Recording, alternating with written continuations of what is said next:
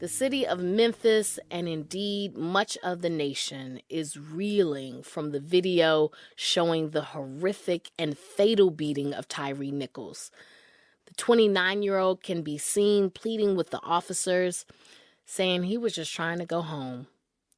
Those officers were part of the Scorpion unit intended to tackle rising crime in the community. That unit has permanently deactivated, but they weren't the only ones on the scene. 2 members of the fire department and 2 sheriff's deputies have been removed from duty and are under investigation in connection with the incident. Still, the brutality of this incident has Americans yet again asking questions that have become all too familiar.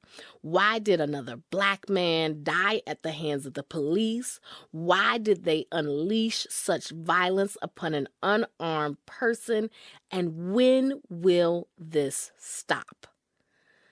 But right now, we'd like to turn to a remembrance of Tyre Nichols, the very real person at the tragic heart of this story.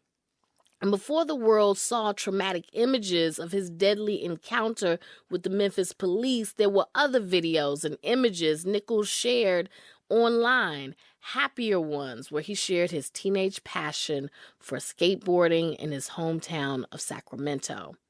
His childhood friend told NPR's Juliana Kim that's how Nichols would have liked to be remembered. Tyre Nichols is 17 years old in this video. The sun is bright orange as he skates up and down a mini ramp. His childhood friend Austin Roberts says that's how Nichols spent most of his time as a teenager. He never wanted to quit, and I mean, if you gave that guy a headlamp and it got too dark for him to land a trick, he would still try to do it. The two met at a skateboard park in Sacramento when they were in high school. Every day for almost 8 years, the two would meet up with their group of friends at Regency Park and practice skateboard tricks until it got dark. What he remembers most about Nichols is his positivity. It didn't matter like what was going on in his life, whether it was bad or good, he would still be the same person. Robert can't recall a time when Nichols got mad or was in trouble. That's why he was shocked to hear that his friend was pulled over and brutalized by police in Memphis earlier this month. Nichols died in the hospital 3 days later. He was 29 years old. 5 police officers have since been fired and charged with his murder. Over the past few weeks, people across the country braced themselves for footage from the night Nichols was beaten. Officials who watched the videos described them as heinous and inhumane. That's when Roberts' old home videos resurfaced. Attorney Ben Crump, who's representing Nichols' family, shared one of Roberts' videos on social media, saying this is who Tyre Nichols was, a talented and dedicated skateboarder. Nichols was fascinated with skateboarding for a while before he built up the courage to ride one, according to Robert. The story he told me is that he saw people, skating, and he always thought that was something that he could never do because it looked like it was so hard. Robert says one day Nichols tried it out, and he became committed to the sport from that day forward. And he was also dedicated to everyone else's success at the skateboard rink. He would set his board down, grab the camera, and he would film for hours and just wait for you to land this trick. And he would keep you in positive vibes, even if you're getting frustrated because you couldn't land it. That's what Robert hopes people will remember about Nichols. I want him to be remembered as, the kid that was smiling in his skate video and not the kid that was, frightened for his life.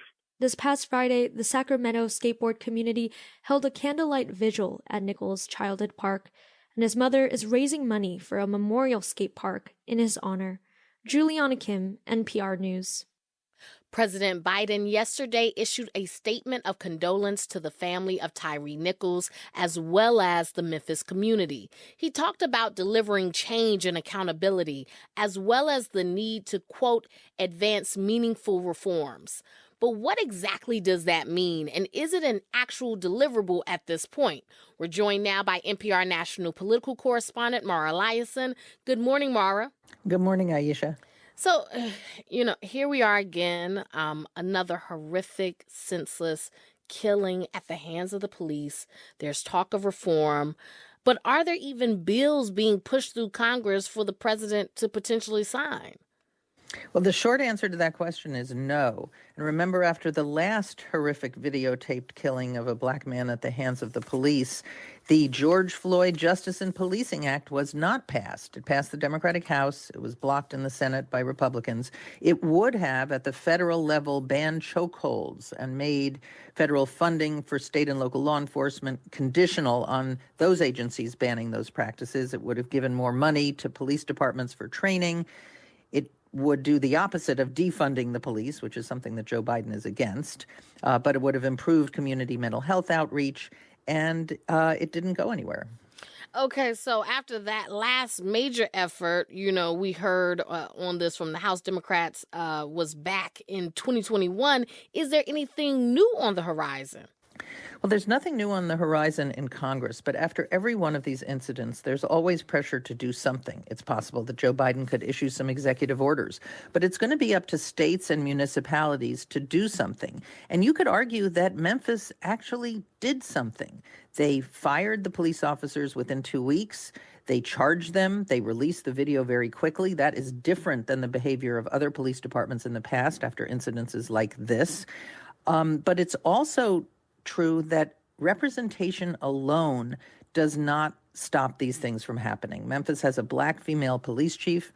58% of the police officers in Memphis are black in a 65% black population city. So this is a much bigger problem. It's about the culture of policing, and it's about all the things that they're not trained in the official training sessions, but it's a culture that's going to be harder to change. Mm-hmm. In the past week, there have been a series of mass shootings in California.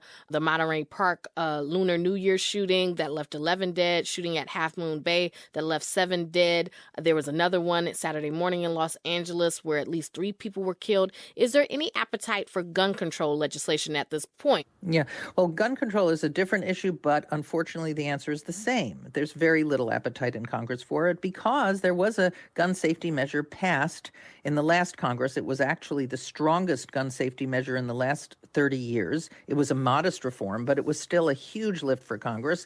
Now, with a Republican majority in the House and a Democratic majority in the Senate, it's hard to see how you could get any more gun safety legislation through Congress in a bipartisan way.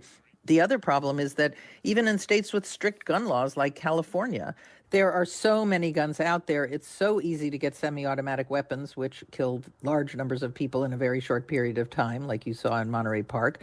This is a country awash in guns. By one measure, there are 125 firearms for every 100 Americans. It's hard to control access to them or even to enforce the laws that are meant to prevent mass shootings. That's NPR national political correspondent Mara Eliason. Thank you, Mara. Thank you.